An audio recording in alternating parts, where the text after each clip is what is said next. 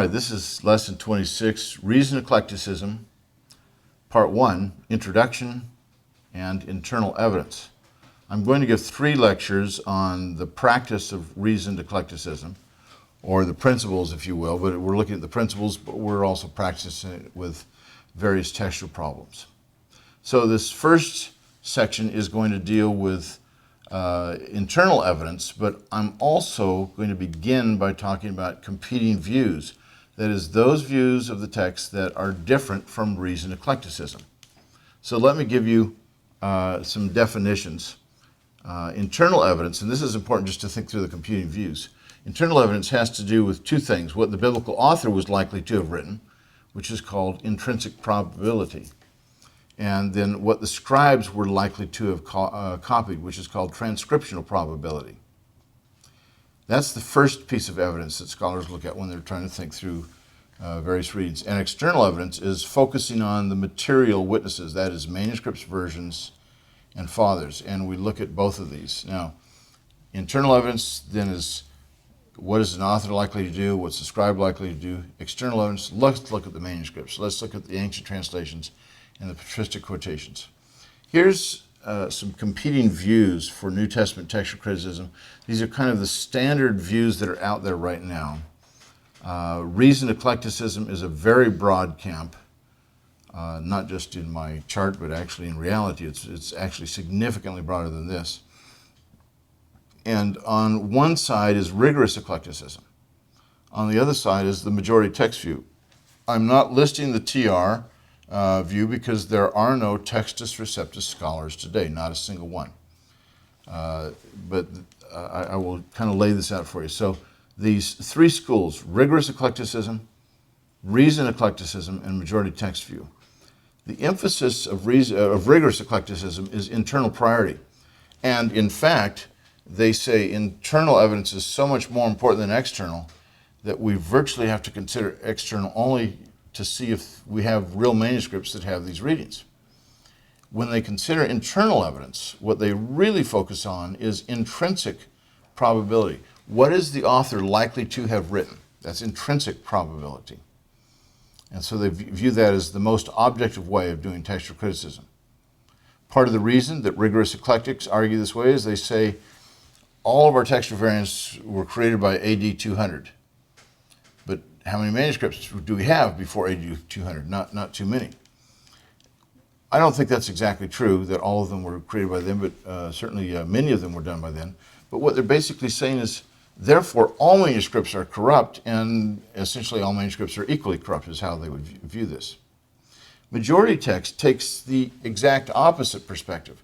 They put an emphasis on the material witnesses, but really they focus on the Greek manuscripts. They virtually ignore the versions, and patristic authors, they'll use that if it's serviceable to their position. But they'll say the manuscripts are objective, internal evidence is subjective. So they're very far removed from rigorous eclecticism in terms of the method. But that's a school that's very far to the right within text critical studies. In terms of the advocates for rigorous eclecticism, I'll mention reasoned eclecticism last. We really have 2. G.D. Kilpatrick, but he's no longer alive. He was professor at Oxford University. He was J.K. Elliott's professor.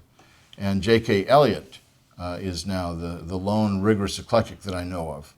So it's a school of one with no students anymore, I guess, is how you could argue this. And yet J.K. Elliott, or Keith Elliott, is, again, one of these unbelievably intelligent scholars who has an encyclopedic knowledge of the secondary literature like nobody I've ever met. In the majority text view, Zane Hodges is the one who really resurrected it, got it started in the 1950s, kind of resurrecting Bergen's views. Bergen was not pure Textus Receptus. He kind of felt if the manuscripts have to have readings that are pretty ancient in order to be original, at least not just found in a few late manuscripts. But Zane Hodges died a few years ago, so he's no longer around. But there are some majority text people. Maurice Robinson is a bona fide textual critic, actually a very fine textual critic at Southeastern Baptist Seminary. And there are 3 or 4 others at most that would fit this category of being bona fide scholars, and they're only conservatives theologically. That might raise some questions. Now, if all conservatives belong to that, then it sounds like, boy, some of these other things, these other views have presuppositions that we just can't buy into. But that's not the case. Reasoned eclecticism looks at internal evidence and external evidence and tries to weigh them in a balanced way, at least roughly. I think where reasoned eclecticism has been criticized is where it's put too strong of an emphasis on the manuscripts typically, rather than on internal evidence. And we'll talk about some critiques of that too. Then there's Bruce Metzger, no longer around, but probably the second half of the 20th century, best New Testament textual critic, along with Kurt Aland. Gordon Fee, again, a brilliant man. This is a discipline not for the faint of hearted. These people are brilliant, and they're very, very critical of others. That's the nature of textual criticism. When you're trying to figure out, is it an N or an M, and that's your life, you'll get nitpicky on a number of things. But Metzger, Gordon Fee, Michael Holmes, all these men are evangelical. David Parker is not an evangelical. He fits this category. Bart Ehrman, not an evangelical. E.C. Caldwell was not an evangelical. Harry Sturz was, but he doesn't quite fit this. But most textual critics, I'd say at least 90% of textual critics fall into the camp of reasoned eclecticism. And as I've argued before, many, if not most, textual critics today actually are conservative theologically. Let me go through problems with rigorous eclecticism, problems with majority text, and then we'll look at the internal evidence. The problems with rigorous eclecticism is that it has a virtually exclusive focus on internal evidence, especially on intrinsic probabilities. So what most scholars say is typically the most subjective area, rigorous eclecticism says that's the only objective area. So in most cases, this is really the most subjective area when you're trying to say, what is the author likely to have written? But rigorous eclecticism says it's objective. Just because all manuscripts are corrupt, which I would agree with, doesn't mean that they are all equally corrupt. And I think we can see by their known pedigree from a number of places that the Alexandrians are superior to the others. History in this approach gets short shrift. It's as if to say, we can find a manuscript that is from the 14th century that has the wording that is most compatible with what Paul would have written in this letter elsewhere. Therefore, that's got to be the authentic reading. Well, how on earth does a 14th century scribe bypass 1,300 years to get to the original reading, and we have no other trace of it? It just doesn't make any sense at all. So history gets short shrift in this. And the textual apparatus really becomes little more than a pool of variants. It's almost like multiple choice variants from which to choose the original reading regardless of what manuscripts they're in. So I think rigorous eclecticism has a number of problems. And as I've said already, Keith Elliott is a brilliant scholar, but his disregard for history, I think, is problematic. Problems with the majority text theory. There's a focus on external evidence, but this focus is highly selective. They just count the Greek manuscripts. When do they count these? The Byzantine text form did not become the majority until the 9th century, and we have plenty of evidence to argue for that. So they're not counting manuscripts through the first 8 centuries. They're counting them for all of time, and once you do that, then the Byzantine is the majority. But there's no Byzantine manuscripts, no Byzantine versions, no Byzantine fathers before the 4th century, while as there are plenty of Alexandrian and Western manuscripts, versions, and fathers before the 4th century. Only conservatives fit the school, and yet most conservatives hold to reasoned eclecticism. So there's no theological necessity to hold to the majority text view. And finally, you can see Hort's critique of the Byzantine text, which we discussed in a previous lecture. Although there are leaks in Hort's argument, they are not enough to sink the boat, is how I would put it. And we'll look at some of those leaks actually when we discuss a problem in Matthew 24:36 later. Now, that's the introduction dealing with the competing views. Now for reasoned eclecticism proper. Here's some critiques and then a positive point. It's not always even-handed in its application. Frequently, there's a strong bias against the Byzantine and Western text that is too strong of a bias, and those things are now being corrected. It does not always fully integrate history into the transmission of the New Testament text. And this is starting to be corrected, where Ehrman actually did some good work in this area in his Orthodox Corruption of Scripture, where he said, well, at this time in church history, these scribes believed this, and here's where they lived. And we start integrating that stuff, but I think he went way too far in his assessment of things, and the evidence didn't yield itself in the direction he went. But the fact is, we do need to do work in church history, and textual criticism simply cannot be done in isolation from other disciplines. However, in spite of the failings in its execution by those who practice it, it is the most balanced approach. And I think the way it should be done, it is not always done this way, but it should be done by weighing internal and external evidence evenly. Okay, let me give you some guiding principles for internal evidence, and then I'll talk to you about the divisions of internal evidence. The number one most important principle, or canon, if you will, of internal evidence, and in fact of all of evidence, the number one most important principle for textual criticism that I think every single school would agree with, is choose the reading that best explains the rise of the others. It's a common sense rule. You have to be able to tell how this reading came from this one if you're going to be able to argue that one of these is authentic and the other's not. And we'll see how that plays out in reasoned eclecticism, where we wrestle with the external data, try to explain it that way, and the internal data. And I'm picking some particularly difficult problems for us to wrestle with to show you how reasoned eclectics think through this. Then there's two important sub-principles. The harder reading is to be preferred, and the shorter reading is to be preferred. Now, I'll explain why those are important principles here in just a minute. But this main principle is something that should really guide you when you're thinking about the whole discipline. Okay, the harder reading is to be preferred because scribes had a tendency to make things easier. When I say the harder reading, I mean the reading that is more ambiguous.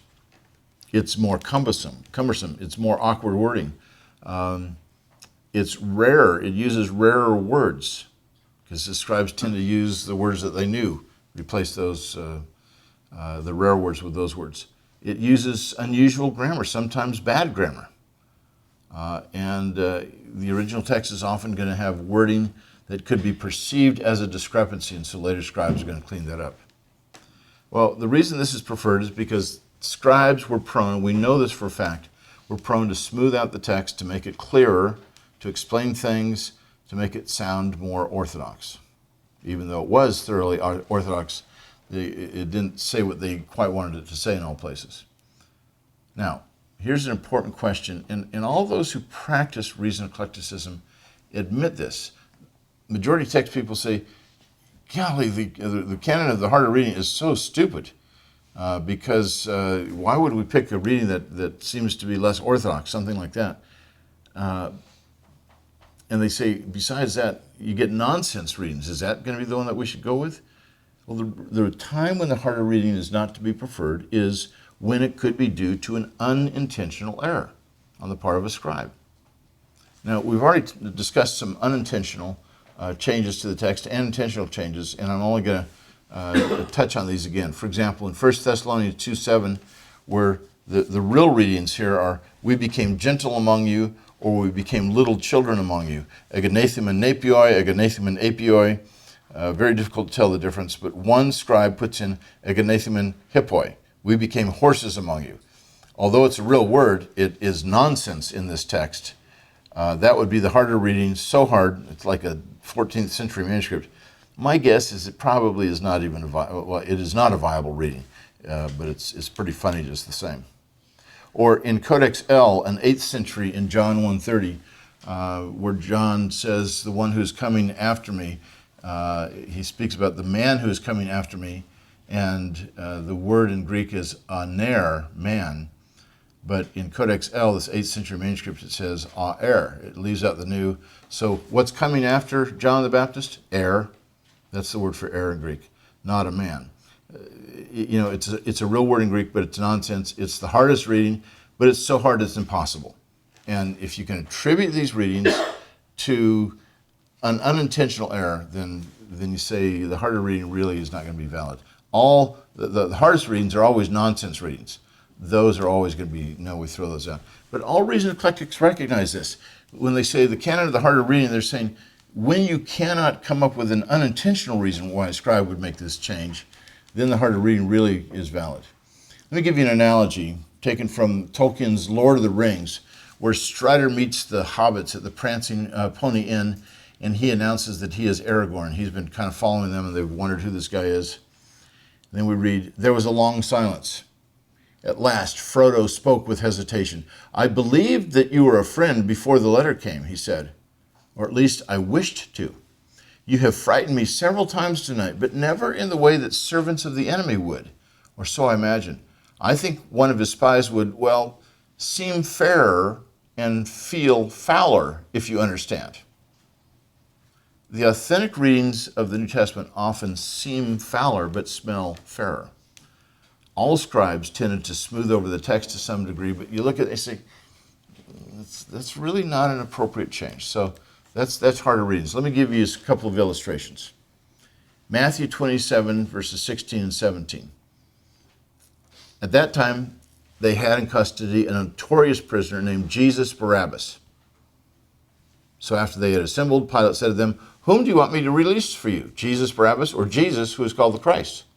Well, the word Jesus before Barabbas in both verses 16 and 17 is definitely the harder reading. Why is it the harder reading? We've got this notorious sinner named Jesus. No, only the Son of God is named Jesus. And most manuscripts omit Jesus before Barabbas. In fact, the vast majority of them omit Jesus, including the Alexandrian and the Western, the early scribes, the early manuscripts. Jesus is definitely the harder reading before Barabbas, even though in this case it's the longer reading. Normally shorter readings are the ones that we should prefer, but not in this case. You can see why the pious scribes would say, oh, there's no way I'm going to let this guy be called Jesus, so they take the name Jesus out of Barabbas. Some other illustrations of harder readings. Any page in Kurt Aland's synopsis of the four Gospels, a really standard text. It's got Greek on one side, English facing it, so that's what you could use, is Greek and English. And it has an apparatus, and it reveals in this apparatus harmonizations in the Gospels in various manuscripts. And one of my favorite illustrations along these lines is in Mark chapter 6, verses 31 through 826, where in those 89 verses in a row, Jesus is never identified by name or by title. But in the Byzantine manuscripts, we have Jesus punctuating the text in verse 634, 727, 81, and 817. They add the name Jesus. Well, would a scribe who looks at his text say, let's see, the name Jesus or not the name Jesus? I think I'll cross it out. There's no rational reason as to why a scribe would do that. And four times you've got the same manuscripts that add it, while as some of the manuscripts that we would typically consider to be better don't have it. That seems like a slam dunk. It's not there. Mark, we know, was very often ambiguous in his writing style. It's not the best writing style. Doesn't mean it's not inspired scripture. But his ambiguities are part of the package of what we're dealing with. And this fits in with the Markan style very well. Mark 1:2 is another place where we have a harder reading, where it says in Isaiah the prophet versus in the prophets. And again, we've discussed this before. Mark goes on and then he quotes from Malachi 3:1 and then Isaiah 40 verse 3. And so he starts out by saying, in Isaiah the prophet. Well, yeah, you're going to get to Isaiah, but it's not just Isaiah, it's also Malachi and maybe a little bit of Exodus. So shouldn't you have said in Isaiah, Malachi, and Moses? Or let's just summarize that, in the prophets. That's exactly what later scribes did. By the way, when you're thinking, as you look at the internal evidence, if you can predict the kind of a change that you would make, and then you can see that scribes actually made that change, you can be pretty darn sure that somebody along the line was tempted to do that very thing. Human psychology is still the same. And that's why I ask students of the Greek New Testament to begin with internal evidence. Look at the internal evidence without prejudicing yourself by looking at the manuscripts first. And if you can predict variants, you can be sure that some other scribe predicted that and changed it too. Now, the titles of the Gospels, although they are not part of the original text, still tell us something about this. For example, in P66 and P75 at the beginning of the Gospel of John, they both say Gospel according to John. While as in Sinaiticus or Aleph or O1 and Vaticanus or B or O3, they simply say according to John. And what they say in Matthew, Mark, and Luke is according to Matthew, according to Mark, according to Luke. They don't say the word gospel. Do you think that these manuscripts, the scribes of Sinaiticus and Vaticanus, were opposed to calling these things the gospel? Oh, we can't do that because we're heretical scribes and we don't want to say that. When they have at the beginning of Mark's gospel, the beginning of the gospel of Jesus Christ. I don't think they have a problem calling this the gospel. So why don't they have that word there? I think the reason they don't have that word is precisely because at the very beginning, people are saying, we're not exactly sure what to call this thing, but we know that we should say it's according to so-and-so. By the way, one of the fascinating things about the gospel titles is they don't call it the Gospel of Mark or the Gospel of Matthew, Luke, John. It's the Gospel according to. There's one gospel. There's only one. And there's 4 versions of that one. And so they use a term that they don't use for other books typically, but they said, whatever we're going to call this, it's according to Matthew, according to Mark, Luke, John. The word gospel itself simply meant good news. It was especially used of when a Roman emperor was born or acceded to the throne or something like that. Paul is the one who uses it kind of as an in-your-face to the Roman emperor, saying, you guys think you've got the good news. The real good news comes with Jesus. And so he loves to use the word gospel, euangelion, in his letter to the Romans. He's so much in your face. I love that guy. So it wasn't really used of a written document that we would identify with now what we call the Gospels for some time, apparently. Codex Sinaiticus and Vaticanus are 4th century manuscripts. P66 is 2nd century, P75 right on the cusp between 2nd and 3rd. And yet Sinaiticus and Vaticanus have an earlier, a more primitive text, which shows that Westcott and Hort were really on target when they said these 2 manuscripts can never be rejected without sufficient reason.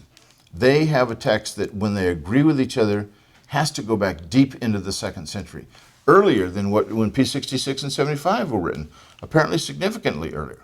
That's important. P66 and 75 had not been discovered in Westcott Hort's day, wouldn't be discovered for another 50 or 60 years after they died. It vindicates what they said, though. All right, the shorter reading is also to be preferred. Kind of like a rolling snowball, foreign material gets added to the New Testament over time. Not as much as you might think, however. Over 1,400 years, by the time we get to the printing press, 1,400 years after the New Testament's completed, the New Testament has grown by 2%. That's it. That would be a lousy investment. Yeah, put your money into this mutual fund, and in 1,400 years, you'll have 2% more. Well, at the same time, it does grow, and scribes do add things. Why is the shorter reading preferred? Because scribes were prone to explain things, add titles, phrases, descriptors, things like that.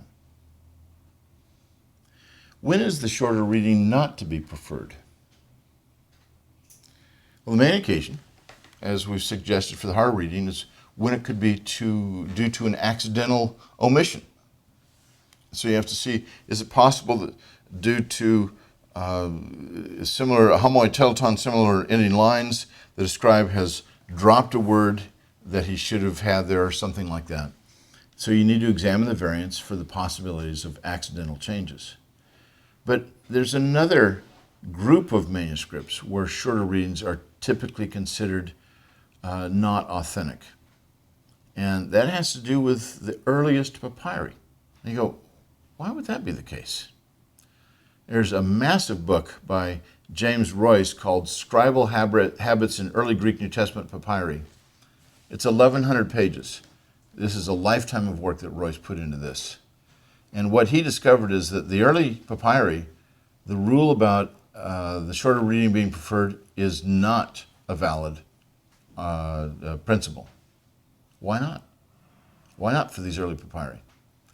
First of all, it's most likely because the New Testament documents were not yet regarded as Scripture at this earliest period. So they didn't feel the compulsion to get it exactly right. But secondly, what we've noticed already with these early papyri is that they tended to make unintentional errors. That's the kinds of mistakes that they would make more than the later scribes. And when you make unintentional errors, one of the biggest ones is you accidentally shorten the text. This is, when Bart Ehrman said, well, the earliest scribes make the most mistakes because they're not professional. Let's examine what kinds of mistakes they make. And we talked about the illustration from the preamble to the Constitution. We, the people of the United States, in order to form a more perfect onion. That's the kind of mistake that they would make. Not something that, if they're not professional scribes, they're not going to be making the creative changes that change things. Although P66 drops the article and the pronoun and things like this all over the place, either for stylistic reasons or just because the scribe is not really focused on his task, just wants to make pretty letters. So it's ironic that in the earliest manuscripts, the papyri, this principle doesn't really hold that well.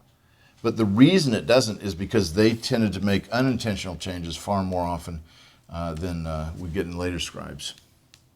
So let me give you some illustrations. Once again, Mark 6:31 to 8:26, he versus Jesus. He is actually embedded into these verbs. And so in Greek, if you have a third person singular verb and the context shows we're talking about a man, you just say he. You don't have to have the pronoun he in there. So the shorter reading is indeed without the word Jesus. The titles of the Gospels, once again. That's places where you have shorter readings. I'll give some more illustrations later on. But then you've got Matthew 27:16 and 17, Jesus Barabbas versus Barabbas. Here the harder reading is the longer reading. The shorter reading is probably not authentic.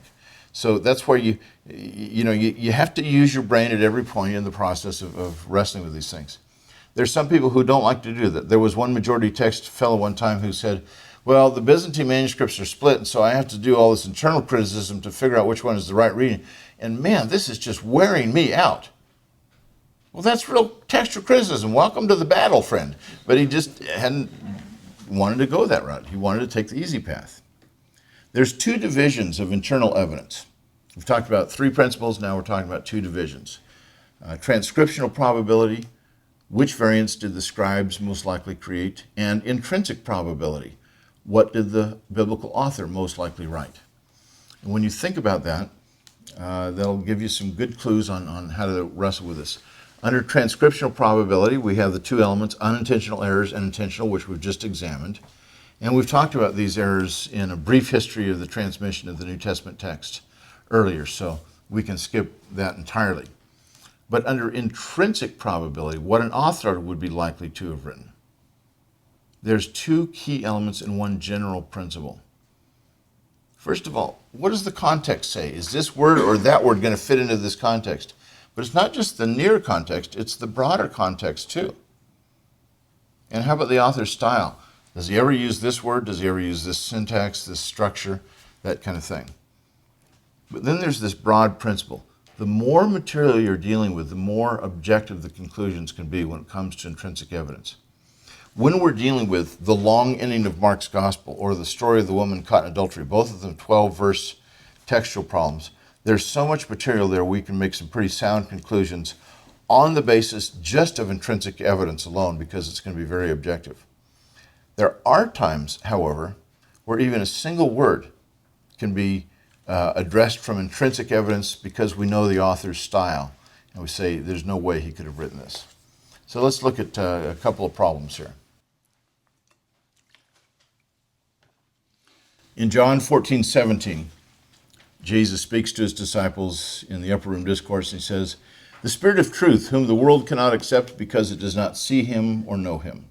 But you know him because he resides with you, and he will be in you, or because he resides with you and is in you." Which one is the original reading? Well, I take it that will be is authentic. And here the variants are only one word, but the context, both here and in the whole of John, is very clear. The Spirit has not yet been given to the disciples. Jesus is talking about, when I ascend, he will come to you, this kind of thing. He resides with you, but he's not in you yet. He hasn't been given. Earlier, John 6:63, the Lord said, "Now he said this about the Spirit, whom those who had believed in him were going to receive, for the Spirit had not yet been given, because Jesus was not yet glorified." That gives you the broader context, but also John 20:22, when he says to his disciples, "Receive the Holy Spirit." But scholars look at this and say that's kind of what you might call a proleptic offering. That is, it's ahead of the time statement that I'm going to give you this gift, but it wasn't ultimately given until we see Acts chapter 2, verse 4, where then we have that they were filled with the Holy Spirit. And in Acts 1:8, Jesus says, "When the Holy Spirit comes upon you," which is still future. So the intrinsic evidence, especially within John, tells us the Spirit is not yet in them, but he is with them. And that is very compelling, I think, to argue that that's the reading we should go with. Then in terms of style, a good place to look is Mark 16:9 through 20. The language here is quite unlike the rest of Mark. Coupled with strong external testimony, the evidence is overwhelming that it's not authentic. There's not a single pericope in all of Mark that has such distinctive vocabulary, syntax, style, linguistics, thematic issues, all sorts of things are anomalous here. Now, if all the manuscripts had this, then we'd say, well, that's part of the text, but maybe Mark got somebody else to write it. But when you have testimony in manuscripts, versions and fathers against it, that external evidence combined with this very compelling internal evidence says, there ain't no way this is part of the Gospel of Mark. Okay, let me summarize. There's three broad principles for internal evidence. Choose the reading with the most explanatory power, the one that explains the rise of the others. The harder reading and shorter reading are two broad principles, but be careful how you use them, not with readings that could be done unintentionally. Two divisions. Transcriptional evidence, what a scribe would be likely to do, and intrinsic evidence, what a biblical author would likely do. And then we will look next at the relation of internal to external evidence. But at this stage, this is what I'd like to say. I think internal evidence needs to be done first so that you don't prejudice yourself against various readings by looking at the manuscripts, because we tend to have the cult of the manuscripts, that they are the ones that really are the things that should drive everything. And as I've said, if a variant is predictable, then you can be sure that some scribe probably somewhere was tempted to produce it. In other words, don't let your right hand know what your left hand is doing when it comes to internal versus external evidence. Settle these issues internally and then shove that material to the side and ignore it when you look at the external data. And that's then you pull this together and see what the interplay is. So we'll look at external evidence next, and then we'll put it all together and have some fun with that. Thank you. Hello, this is Tim. I'm the Executive Director of the Credo House, and I hope that you've been enjoying and loving these Credo courses. Just want to take a quick second that what you see, what's happening in the background there, that is not a production studio that we made just for the Credo courses, but that is called the Inklings Room. The Inklings Room is just one of the three rooms at the Credo House. Right now, I'm in the big room where you can hear a latte machine going on behind me, music happening in here. We typically get several hundred people every week coming in our doors, where we are what we think is one of the most unique evangelistic places that exists, where we just want to be on the front lines of the intellectual persecution of the church today. And so we invite you that if you're ever in Edmond, Oklahoma, to come and get a latte from the Credo House, hang out here, but then go into the Inklings Room where we film the Credo courses. It's a great room. We can tell you about the history of the Inklings, tell you about that room, and then our other super secret map room as well. But you can learn about that at credohouse.org, or we invite you to come and hang out with us over a Luther latte at the Credo House.